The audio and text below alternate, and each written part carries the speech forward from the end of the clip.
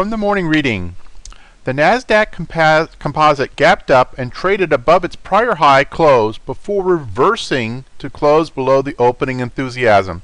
Since 1989, similar days led to below average returns up to a week later, but nothing notable after that. The SPY gap and reversal on Tuesday after an unfilled gap up on Monday suggest an upside edge for Wednesday. Hello, this is Stephen Harris, a head trader from Falcon Global, where we model best practices for investors, traders, and day traders from entry to exit every trading day. In this daily video, I provide my opinion and insights of current market trends, market timing, volatility, and hedge risk levels for the upcoming day for the key U.S. financial markets. It is 7:13 a.m. Central Time, and I'm recording this in preparation for the market day, April the 22nd, 2015. Full disclaimers are at the end of the video, but be aware that this is for educational purposes only, and only you are responsible for the investing or trading decisions that you make. So let's dive in and see what happened in the overnight action. Generally, a little bit of weakness, not anything super pronounced, with perhaps the exception of the Russell. The Russell was down about 0.8%. Other indices, much less so. The S&P down about 0.2%. NASDAQ about 0.2 as well. YM, or the Dow I should say, down about 1/3%. Crude oil down about 0.5%. You have the euro up about 1/3%. Bonds absolutely dead flat, as is gold. No change there. In terms of overseas action, big up move in China, up 2.44%. Hong Kong also up nicely, up 0.3%. Japan up 1.13%. So Asia, all very strong. Did not follow through to Europe though. Germany down 1%, and the United Kingdom down about 0.6%. Again, on the macroeconomic reports for this week, very light week, and indeed for today, other than the usual crude oil inventories for those that trade in the oil markets, the only other thing really is existing home sales. So very, very light week for the U.S. macroeconomic reports. In terms of tomorrow, we have our usual Thursday reports, unemployment claims, there's flash manufacturing PMI, and new home sales, as well as natural gas will be coming out tomorrow. So it continues to be a very light week, even a peek ahead into Friday. Very little. Core durable goods is before the market opens on Friday. So you can see this is really going to be quite a light week on the macroeconomic front. In terms of the volatility, obviously yesterday, a little bit of weakness, but really nothing terribly pronounced. So after the prior 2 days where we had big down day, virtually resolved with big up day the following day. Yesterday, a little bit of weakness, but nothing terribly exciting. Short-term VIX 12.58, relatively low. Implied IV percentiles all very, very low across all 4 indices. In terms of our regular daily report, keep an eye on those gold futures. Those gold futures should be getting ready to roll over in a few days. So keep an eye on that volume. Probably Thursday, Friday is when you want to take a really sharp look at that. In terms of our market trend intermediate term phase opinion, we remain at phase 3, looking for higher highs and higher lows. And our expectation is that this will eventually break out of this compression to make a new leg higher until proven otherwise. But we also remain under a number of cautionary warning statements, and indeed our portfolio investor posture from the IBD status continues to be uptrend under pressure. GMI index actually did improve yesterday, up a tick to 6 out of 6. Active trader market posture remains bullish.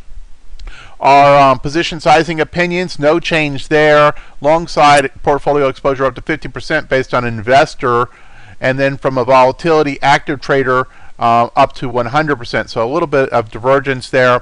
Market timing, 1-day outlook bullish, 3-day outlook slightly bullish. So general bias to the bull side in the very short term, but in the more intermediate term, slightly bearish. Really until we get a breakout it's going to be more of the same kind of compression and ranging type of action for your expectation.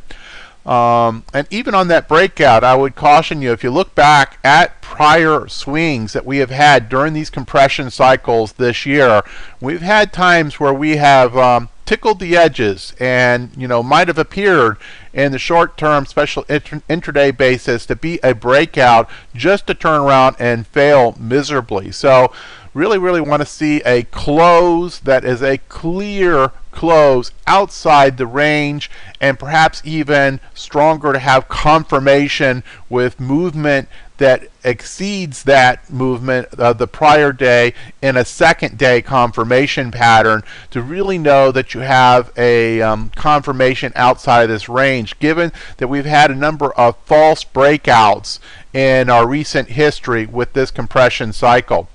Market posture on 3 of the 4 indices is bullish. S&P's bullish, NASDAQ, Russell's actually very bullish. The Dow did turn bearish yesterday, so just be aware of that. There is indeed a little bit more weakness being exhibited in the Dow. Now, do keep in mind the Dow represents only 30 companies, and Apple now part of the Dow. And Apple itself, if you look at its pattern, it looks very much like the Dow's pattern. It's a very large component, and as Apple and other big companies in the Dow have their own earnings, you can basically see as go that single company, that goes that entire index. So our analysis on the Dow is always with a little different eye than we might look at with, say, the S&P or the Russell, which are much more diverse in their composition than the Dow, or for that matter even the NASDAQ. Hedge warning status remains a level 1. And we continue to see a number of warning statements. One of them, of course, is the fact that this VIX has been in a daily squeeze for 15 days now. Now, this can go for prolonged periods of time, but certainly, the expectation is at some point volatility will really pop its head, and we will get a significant increase in volatility. So your strategies and so forth need to take that into account. Distribution days, S&P's actually fallen out of the warning sign area and down to a 4. This is the first time that this has happened in really quite some time. NASDAQ still up over the warning level threshold and is at 6. So a little bit of improvement there with respect to distribution days. In terms of new highs, new lows, really nothing of note there yesterday to get excited about. Perhaps even on a day of weakness, the fact that we had more new highs than new lows can be taken as a sign of promise. Our risk aversion indicators, we did have one go risk on, but these are all, frankly, if you look at the moving average lines and this indicator, they're really very much wrapped around each other. So I would put this mostly as a read of neutral across really all 5 of these indicators at this point, if you were to actually take a look at those. Option income strategies opinion, no change here.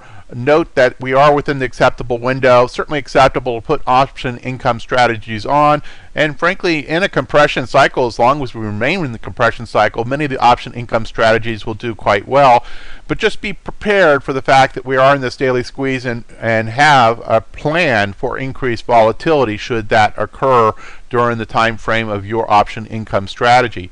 Cover calls, also with note to this current compression cycle, very neutral, looking for a 2-to-1 distribution between the in the money and out of the money strikes.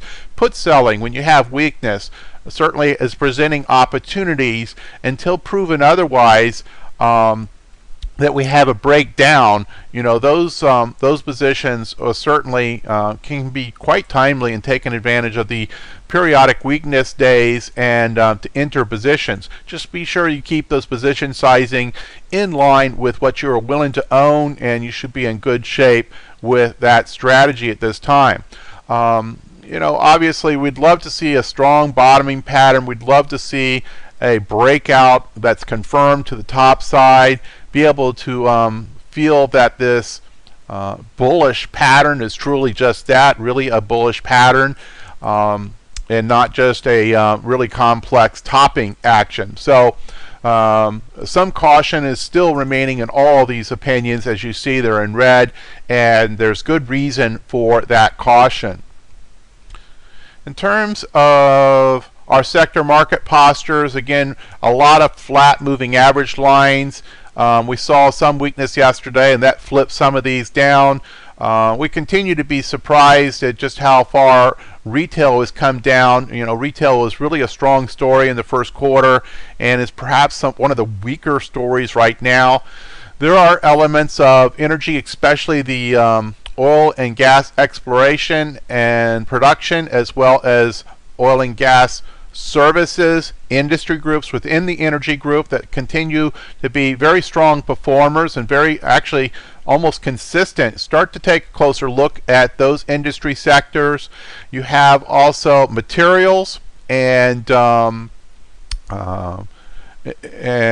was the other one? Well, materials was also starting to show some promise on some time frames. So some of these sectors that were beaten up so much during the early part of the year are starting to show some interest in their charts. At the same time, utilities certainly seems to be very weak and continues to show a very weak posture. Financials, so you're going to have a ride with financials according to whatever interest rates are doing. And that one certainly, there's more to fear than to be excited about in some of the financial sectors. Now, not all the financial industry groups are, banks. Also you have the REITs and the insurance companies and stuff like that that are wrapped into that financial group, and they'll have various degrees of exposure to interest rate changes. So just kind of be aware of that as you're playing in that sector. Yesterday, healthcare had the best day. In general, after that, though, everything was weaker. Most notably, weakness coming from energy, utilities, and materials. Well, that should be, well, we talked about industry groups a little bit. It's still the same ones here at the top: retail, internet, healthcare, railroads, biotech in our top 5. Continue to watch that transportation index. If the transportation industry group starts to fall, and it has bumped off a very, very important support area, that could be taken as a bullish sign, but certainly it's come terribly close to being able to fall through that support area, and if that were to happen, then that would be a big warning sign for the broad market. That should take care of it for today, other than one last duty, and that is for you to like us on YouTube. That is greatly appreciated, and certainly please share if you find this useful to your own trading with your own trader friends. Additional information available on the website, falconglobaltraders.com. Disclaimers as always. Hit the pause button if you need more time to review this. And we will look to see you here tomorrow before the market opens on our next session. Thank you.